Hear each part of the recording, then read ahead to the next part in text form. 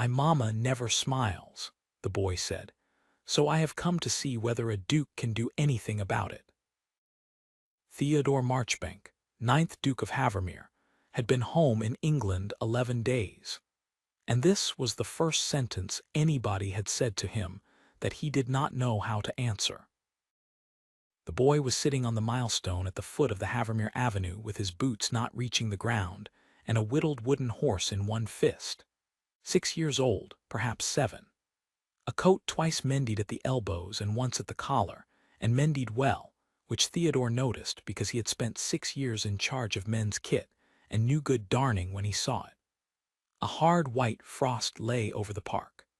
The boy had evidently been waiting some time, because his ears were scarlet. "I am told," Theodore said, "that a duke can generally do something. It depends upon the difficulty. Who is your mamma?" "Mrs. Ashbourne, at Lycan Cottage by the Withy Beds." The boy stood up off the milestone, remembered himself, and made a bow of impressive gravity. "Christopher Ashbourne, your grace. Kit. My father was Lieutenant Edmund Ashbourne of the Amaranth, and he was drowned off the Lizard when I was 3, so I do not remember him, only that he was tall." "Then you and I are acquainted with the same misfortune," Theodore said, "for I do not remember my father either, and he lived until I was 19. He got down from the horse and stood in the frost with the reins over his arm, because the boy's neck was cricked back at an uncomfortable angle. "Now, your mother does not smile. Is she ill?" "No," Kit considered. "She is tired, and there is the rent and Mr. Gale, and the sewing goes on until the candle is done, and last week she smiled at me twice, but she did it with her mouth and not her eyes, which is not the same, and I am not a baby, so I know the difference." He set his jaw. "I have threepence. I know that is not enough to buy anything, but you own everything from the church to the river. Peggy Wicks says so, and I thought that a man who owns everything might know how it is done." Theodore looked down at the wooden horse, which had been carved with a pocket knife by somebody with more patience than skill, and had a mane made of frayed string. "Come up," he said, and put the boy in front of him on the saddle, and rode down to the Withy Beds. He had not intended to be at Havermere at all that winter. He had intended to be in London putting the estate into the hands of men who understood it, and to be back at his own business by Lady Day.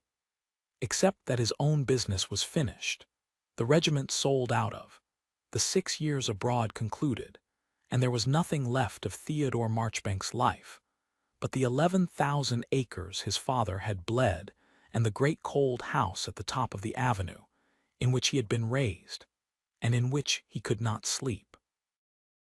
Lycan Cottage stood where the withies grew, low and damp, with a thatch going green on the north side. He knew the roll. It was on the Havermere rent list at £4.10 a year, and he knew, too, because he had gone through the books himself for 11 days, that the £4.10 had been raised to 6 the previous Michaelmas by his steward without reference to him. There was a woman in the doorway with a shawl crossed over her chest and her sleeves pushed back, and her face, when she saw whose horse it was, and who was sitting on the front of the saddle, went the color of the frost. "Christopher Edmund Ashbourne," she said. "Mrs. Ashbourne." Theodore was already down and lifting the boy off. "Before you begin, madam, allow me to say that your son has committed no trespass.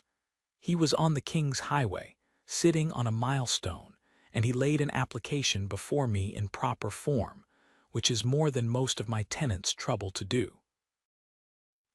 She stopped. She put her hand on the doorframe. "Your Grace, he is 6, whatever he said to you." "He said that his mother does not smile," Theodore said. The silence that followed had a great deal in it. Mrs. Ashbourne did not weep. She looked at her son, who had gone very pink and was studying the frozen mud, and then she looked back at Theodore with an expression he had last seen on the face of a captain of infantry who had lost his position, and intended to hold the ground anyway. He will be punished, she said, for going up the avenue alone, not for the other. Kit, go in and put the kettle on the trivet and do not scald yourself. When the boy had gone, she said, quietly, I do not know what he expected of you. He is a child who thinks the world can be spoken to. I would rather you had turned him back at the gate. Would you? I would rather anything, she said, than that the Duke of Havermere should come to my door out of pity, look at my thatch, and go away again having enjoyed the sensation of feeling sorry for us. Theodore had been spoken to like that perhaps 4 times in his life, and he found, to his considerable surprise, that he wanted the acquaintance to continue. You mistake me for a kinder man than I am, Mrs. Ashbourne. I did not come out of pity. I came because your rent was raised from £4.10 to £6 without my knowledge, and I am obliged to your son for the introduction, and I would be glad of 5 minutes with the receipt book if you keep one. She kept one. She kept it beautifully, every quarter entered, every shilling initialed, in a small clear hand in a ruled book that cost more than she could afford, and she stood in her own doorway with her chin up while a duke read it, and offered him neither tea nor apology. He gave the book back. Mr. Gale is my steward, he said. He will not be my steward at Lady Day. Your rent stands at £4.10 from Michaelmas last, and the difference will be returned to you, and I will thank you not to argue with me about it in the cold, because I have been ill-tempered since breakfast and I should probably win. I was not going to argue, Verity Ashbourne said. I was going to say that I sew for 11 families in this parish, and that if you dismiss Mr. Gale before quarter day, he will tell every one of them that I complained of him, and I shall lose the work. Her hands closed on the shawl. That is what I was going to say. It is not gratitude, and I am sorry for it, but it is the truth of my situation, and you asked. Theodore stood in the frost outside a cottage that belonged to him, and understood, with a clarity that made him ashamed, that he had lived 38 years, without once being made to look at what a shilling weighs. Then he goes at Lady Day, he said, with a character that mentions no names, and in the meantime you will not lose a stitch of work. You have my word on it. Good morning, madam. He was 30 yards down the lane when the boy came flying out with the wooden horse still in his fist and shouted, Your Grace, did it work? Theodore turned in the saddle. Not yet, he said. It is a longer business than threepence. Are you patient? No, said Kit. Neither am I, said the Duke of Havermere. We shall have to learn. He rode home the long way, past the withy beds and the river and the mill, and he thought about the phrase all the way up the avenue, because it had lodged in him like a splinter under a nail. My mamma never smiles. His own mother had not smiled, not once, in the whole of the 19 years in which he had shared a house with her. She had been a beautiful woman married at 18 to a man who wanted her father's coal leases, and Theodore had been the heir the arrangement required, and the arrangement had been honored on both sides with the most perfect coldness he had ever witnessed. She had kissed his forehead each morning at 9:30 in the yellow drawing-room. She had corrected his French. She had gone up to bed at 9 o'clock for 30 years, and she had died when he was 19 with her hands folded on the counterpane, and her face as smooth and unhappy as a plate. And at the funeral, many people had told him what a dignified woman she had been. He had bought a commission the following spring, and stayed abroad 6 years for the excellent reason that Havermere was the coldest house in England, and he had helped to make it so by being born into it. He gave the horse to a groom, went into the great hall, looked at the height of it, and did not take off his coat. Pargeter, he said. Mrs. Pargeter had been his nurse, and was now the nearest thing the house had to a conscience, being 71, entirely deaf to instructions she disliked, and the only servant who had never once called him your grace when there was nobody to hear. "You'll want your dinner," she said. "I want to know about a Mrs. Ashbourne at Lewes." Mrs. Pargeter set down the salver. She was carrying with the air of a woman who has waited 11 days for a piece of good news and means to take her time over it. "Ah," she said, "now that is the first sensible question you have asked since you came home." What Mrs. Pargeter had to tell took a pot of tea and the better part of an hour, and Theodore listened to all of it standing up with his back to the fire.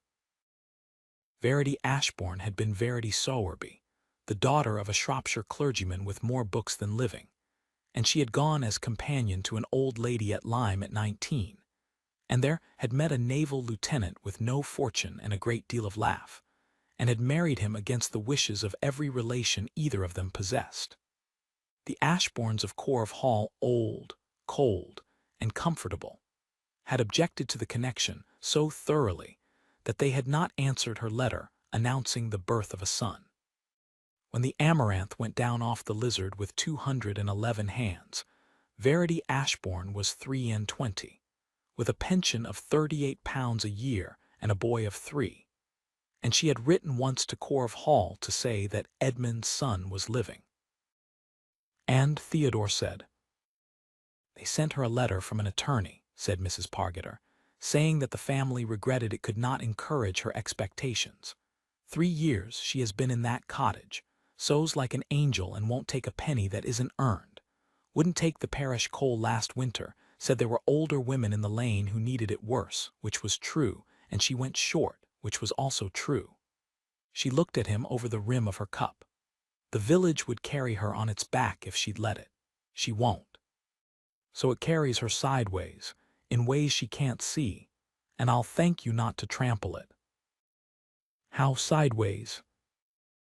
"Mrs. Wick pays her 1 and 6pence for a shirt that's worth 9pence and says her arms are bad. The blacksmith's wife orders christening gowns she'll never use. That sort of sideways." Mrs. Pargeter set the cup down. "And there's this, Master Theo, and then I'm done. Her boy comes up here to the kitchen door Tuesdays with a basket of her mending for the housemaids, and he stands and looks at that great cold hall of yours, the way a hungry man looks at a window. And last October he asked me whether the Duke was a kind man or a hard one, and I told him I didn't rightly know yet, on account of him having been away since before his father died." Theodore stood with the fire scorching the backs of his legs, and said nothing for some while. "Order the roof," he said at last. "Lew thatch, the north pitch and the chimney, and tell Norrell it is a state maintenance ordered by me on the 9th of December, which it is, and that it would have been ordered in any case, which it also would. She is not to be told it is a favor, because it is not one." "Bless you," said Mrs. Pargeter, "I told Norrell to price it a week ago." The winter did the rest, and it did it slowly, and Theodore came to be grateful for that afterwards, though he was not grateful at the time. He began by being honest with himself about what he was doing, which was calling at Lew Cottage rather more often than the estate required. He had reasons. There was the matter of the receipt book, which he wanted copied for the office. There was the question of who in the parish could take on the sewing for the household linen now that the great house was to be lived in again, £30 of work a year, put out to open tender through Mrs. Pargeter, and won on merit by a woman who did not know, until the contract was signed, whose linen she was making. And there was Kit, who required, in Theodore's professional opinion, a pony. "Certainly not," said Verity. "He is 6. He walks 4 miles to the school at Ockley and 4 back. He walks it with the Padwick boys, and it does him no harm, and I will not have my son given a pony." She was letting out a seam by the window, and she did not look up. "Your Grace, you are a generous man, and you have been better to us than we had any right to expect. But when Kit is 14, he will go into the world with 38 pounds a year and my name.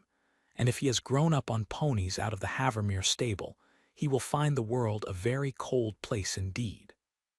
I would rather he never had one than that he had one for 2 years and lost it. Theodore turned his hat round in his hands. That is a better argument than mine, he said, and I dislike it extremely. Will you permit him to learn on the estate's pony, in the estate's yard, on the estate's terms, and to muck out for the privilege at 6 pence a week? Verity Ashbourne's needle stopped. That, she said slowly, he may do. He will be paid, madam. He will earn it. I shall be a hard master. You will be nothing of the kind, she said, and he saw the corner of her mouth move, and it was not much. It was a very small thing, but it was her eyes that did it, and he rode home in the dark grinning like a boy of 19, having accomplished the only piece of business that had mattered to him in 6 years. He kept count after that. He did not tell anyone that he kept count. The second was at the Christmas fair on the green at Ockley, when Kit won a hot pie at the ring toss on a throw so improbable that the whole booth shouted, and Verity laughed aloud with her hand over her mouth, and then looked around, half guilty, as if laughing were a thing she had been asked not to do in company. The third was in January in the churchyard, when Theodore, who had been talked into reading the lesson and had done it in the flat voice of a man reading a court order, came out to find her waiting with an expression of such carefully governed amusement that he said, "You may as well say it," and she said, "Your Grace, you read the Beatitudes as though they were a list of regimental punishments," and then laughed properly, out loud in the frost, with her head back. The fourth he did not see, because Mrs. Pargeter reported it, that Mrs. Ashbourne had been observed at the kitchen table telling the housemaids a story about a duke who had tried to plait a pony's mane and had been bitten for it, and had been laughing so hard she had to put her scissors down. By February he had stopped pretending to himself, and by the end of the month he had done a thing he had never done in his life, which was to write out what he intended to say, and then say it without the paper. He said it in the lane by the withy beds, on a raw, bright afternoon, with the pony trotting round the yard behind them, and Kit shouting instructions to himself. "Mrs. Ashbourne, I am going to ask you to marry me. Not this minute. I am telling you first, so that you may have time to be angry with me for it, because I think you will be, and I would rather you were angry at your leisure than surprised." She had gone very white and very still. "Your Grace, hear the whole of it. There are 3 things I will not pretend.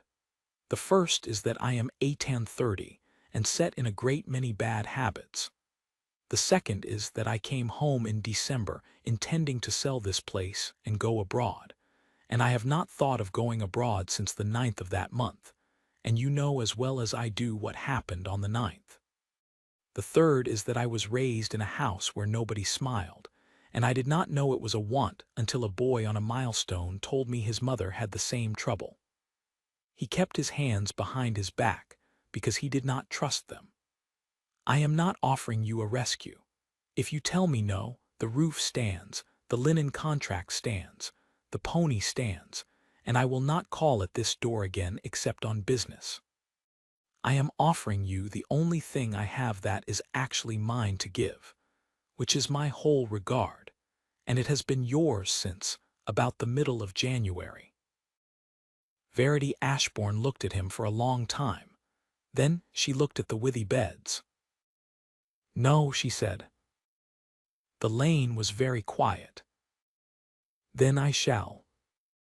"No, and let me finish, because you have had a great deal of your say." Her voice was not steady. "I have 38 pounds a year and a son who whittles horses, and you are the Duke of Havermere, and in 3 weeks the whole county would have decided that I contrived it, that I put my child on a milestone. That is what they will say I used him. and there will be one person in the world who hears it often enough to believe it, and that is Kit. She pressed her lips together. I have kept one thing these 3 years, your grace, and it is not the cottage. It is that no one in this parish can say I took anything I did not earn.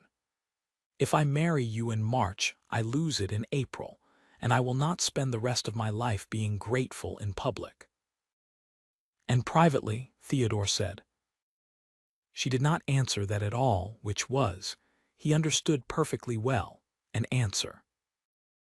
Then I withdraw the question, he said, for the present, and I keep every word of it, and he bowed and went home, and sat up until 3 in the morning in a cold library working out how a man contrives to be loved on terms he cannot dictate. Sir Rupert Ashbourne of Corve Hall arrived at Havermere on the 4th of March, in a chaise, with an attorney. He was a smooth, well-fed man of 50, with Edmund Ashbourne's eyes in an unkind setting, and he came, he said, as a matter of family delicacy, to inform his grace of a step the Ashbournes were reluctantly obliged to take. My own boy died at Christmas, he said. Scarlatina. It has left me without a male heir, and Corve is entailed, and it appears, I confess we had not troubled ourselves about it, that my late nephew's son now stands next in the line. Theodore set down his glass. Then you have a nephew's widow to congratulate, and 3 years of silence to explain. I have a nephew's widow living in a labourer's cottage on £4.10 a year, Sir Rupert said, sewing shirts for tradesmen, with the heir to Corve Hall walking 4 miles to a village school in company with the sons of a wheelwright. My attorney has prepared an application to the Quarter Sessions for the guardianship of the boy's person and education, on the ground of the mother's want of means. We shall be liberal with her. She may see him twice a year. He smiled with great civility. Your grace will understand. Blood must be raised as blood. Theodore stood up, and Sir Rupert, who was not a stupid man, stopped smiling. The hearing is at Ockley on the 22nd, Theodore said. You will be opposed. Get out of my house. The chaise went down the avenue at 3:15, and Theodore stood at the window of the yellow drawing-room and watched it out of sight, and discovered that his hands were not entirely steady. He had commanded men. He had stood in the open under fire twice and been bored the second time. What he had never done in 30 years was to want something so badly that the law might take it away from him while he watched. Pargeter. She had been in the doorway some while. She generally was. I heard the most of it through the door, she said, which I shall not apologize for, and Norrell heard the rest through the other one.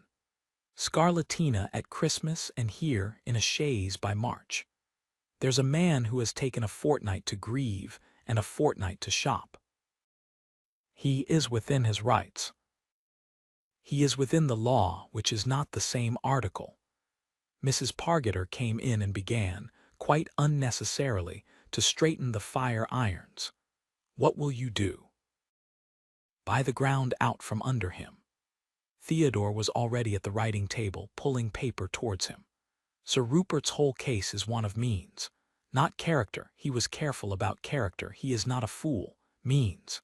So the means will be there in a deed before the 22nd, settled on the boy, absolute, irrevocable, and Pargeter, attend to me. This is the part that matters, with no condition of any sort attached to it. Not her answer to me. Not her civility to me. Nothing. Mrs. Pargeter put down the poker. You'll be 4,000 poorer, and no nearer a wife. I shall be exactly as near a wife as I deserve to be, Theodore said, which is the whole of my difficulty, and I would be obliged if you would stop arranging things for 1 week together. I have never arranged a thing in my life, said Mrs. Pargeter with enormous dignity, excepting the linen tender and the roof, and putting the mending basket on a Tuesday when you are always in the office at 11, and I do the lot again. He was still writing at 4:30 when there was a scuffle in the passage, and the unmistakable sound of a boy being told to wipe his boots.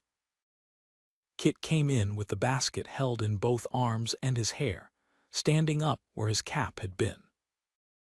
19 pieces, he reported, and Mama says the tablecloth wanted a whole new hem and she has charged for it, and I am to say that plainly and not mumble it. He set the basket down and looked at the papers on the desk with frank interest. Your Grace, is that a settlement? Theodore laid his arm across the page. Where does a person of 6 learn the word settlement?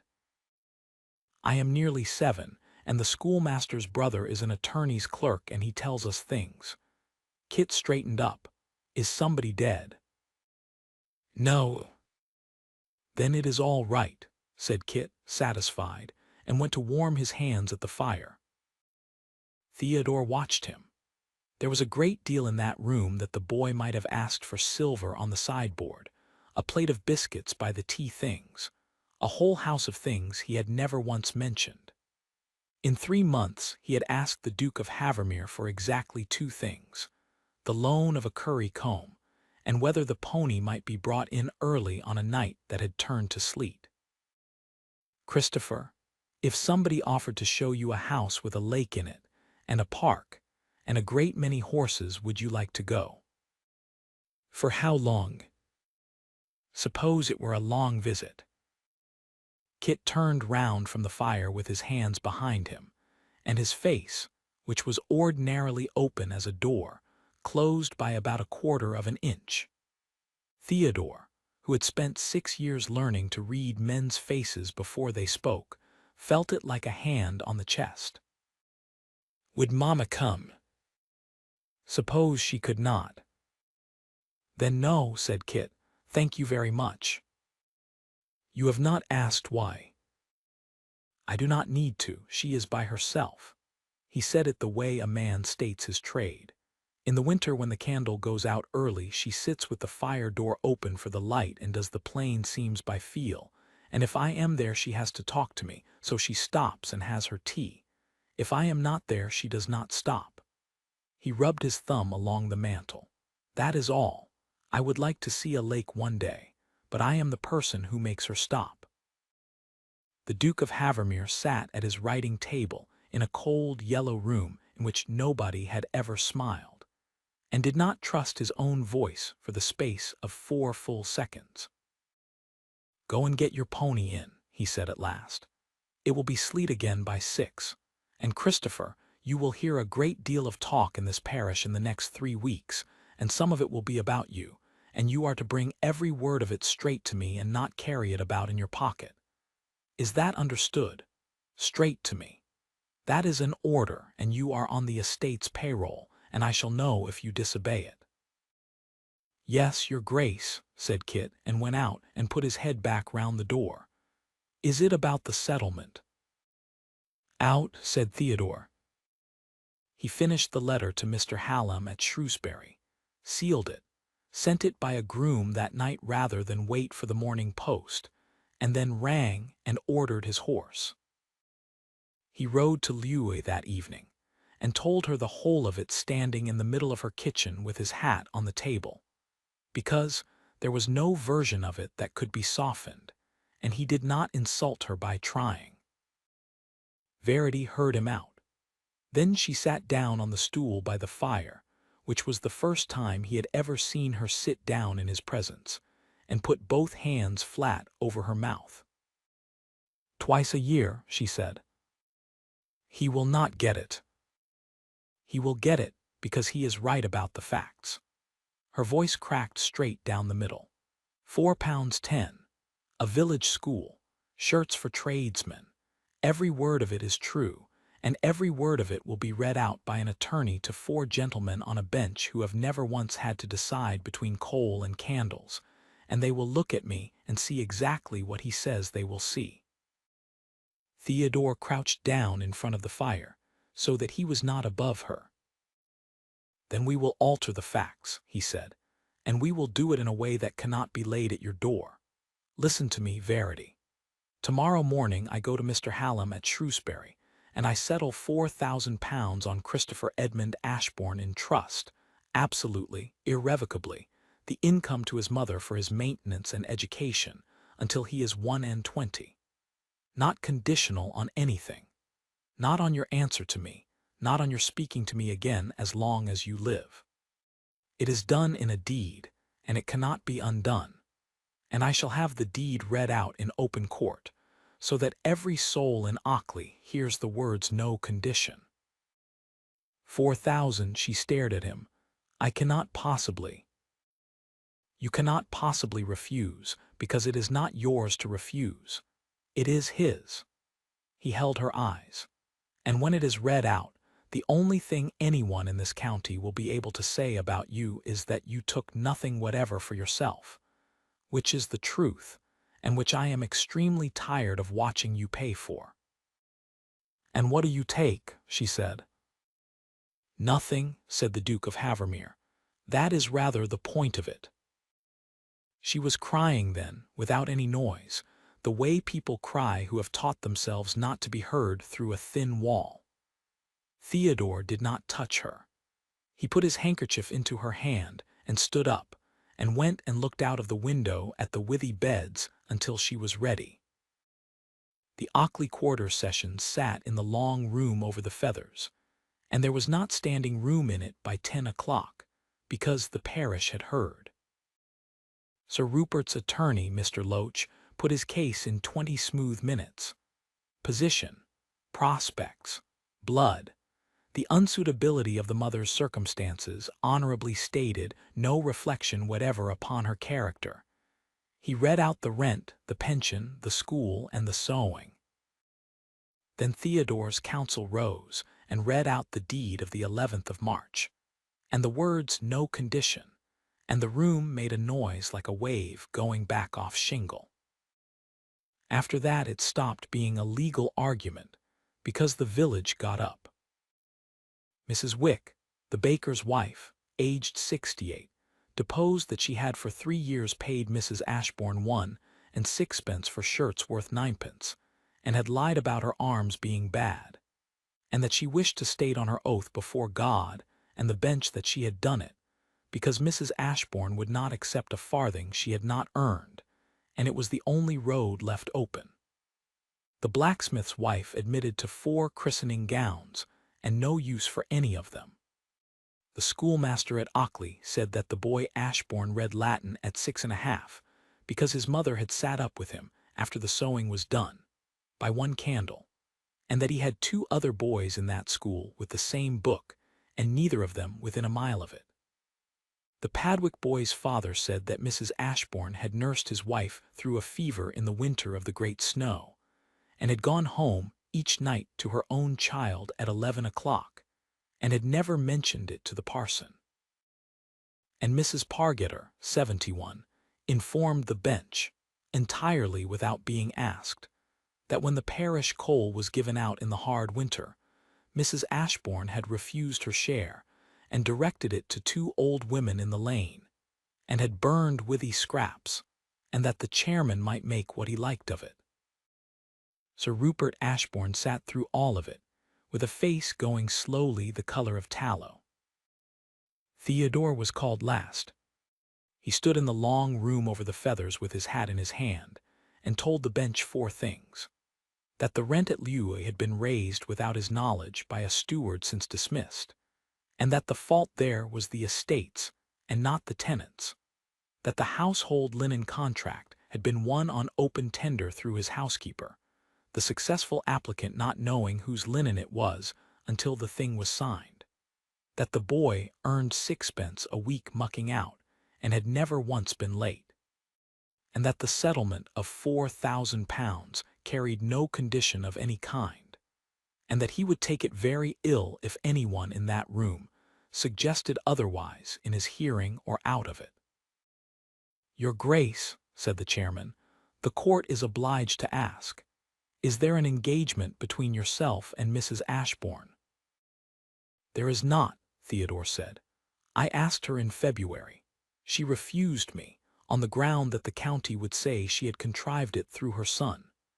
She was right about the county and wrong about the answer, and I have not asked again, and I do not intend to ask again until this business is finished, and nobody on earth can say that her son bought her a husband, or that a husband bought her son. He put his hand on the rail. Gentlemen, I have known that boy since the 9th of December, when he sat on a milestone in a hard frost with threepence in his pocket, and asked me, in proper form, whether a duke could do anything about the fact that his mother never smiles. He did not ask for a coat. He did not ask for a dinner. That is what Sir Rupert Ashbourne proposes to take out of a cottage by the withy beds and improve. I would ask the bench to consider whether it can be done. The chairman took off his spectacles. Is the boy here? Kit was there. He had been sitting on the end of a bench between Mrs. Pargeter and the wooden horse for 2 hours and 11 minutes, and he came forward when he was told to, and the chairman asked him, very kindly, whether he understood what the gentlemen were deciding. Yes, sir, whether I go to Corve Hall and be an heir. And what do you say to it? Kit thought about it with terrible seriousness. I should like to see it, he said, because Peggy Wicks says it has a lake, but I would come home after. He looked at the bench. Sir, my mother is not poor. She has a receipt book and it balances every quarter, and she can make a shirt in a day and a half. It is only that there is not much money. That is a different thing, and I wish somebody would say so. There was a sound in the long room over the feathers that the chairman took 20 seconds to quell. The application was refused. The bench found the mother a fit and proper guardian in every particular, remarked that it had rarely heard a body of testimony so uniformly to a woman's credit, and added, the chairman looking directly at Sir Rupert as he said it, that the court could not help observing that 3 years of silence was a poor foundation upon which to build a claim of family feeling. Sir Rupert paid the costs, went out through a room that stood up and did not make way for him, and drove home to Corve Hall, where, some years afterwards, he had the melancholy satisfaction of leaving the estate to a great-nephew who had learned Latin at a village school in Ockley, and who declined to change his name for it. Theodore did not ask her that day. He waited 8 days, which cost him more than the £4,000. He asked on the 30th of March, in the churchyard, after morning service, in front of the entire congregation of Ockley, because he had worked out at last that a thing done in the open cannot be whispered about afterwards. Mrs. Ashbourne, he said, and his voice carried the length of the yew walk, the county has now heard on oath that you have taken nothing and earned everything. I have therefore no further arrangements to make, no roofs to mend, and no arguments left. I am asking you in front of every witness in this parish, so that they may all know exactly how it happened. Will you marry me? Verity Ashbourne stood among the gravestones in a black bonnet she had trimmed 3 times, and looked at him, and began helplessly, and then not helplessly at all, to smile.